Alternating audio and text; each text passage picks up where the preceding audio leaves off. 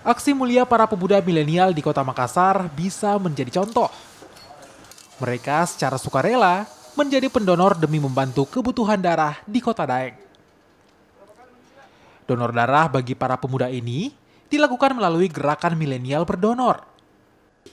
Puluhan pemuda pun ikut ambil bagian dalam donor darah yang digelar di salah satu warung kopi di Jalan Andi Pangerang Petarani, Kota Makassar.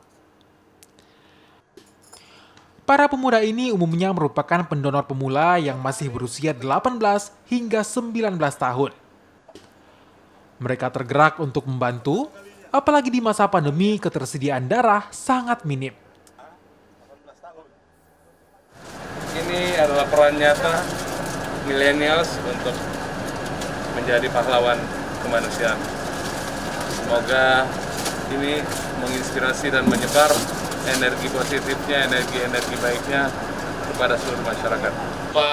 Di Ruko Samrut, kami juga melaksanakan donor darah dan diikuti lebih banyak para kaum milenial. Alhamdulillah, sampai saat ini kami pendaftar itu ada 50 pendonor untuk dari kalangan kaum milenial. Donor darah dengan menyasar pemuda jadi langkah baru bagi Palang Merah Indonesia. Mereka berinovasi demi menarik minat warga berdonor.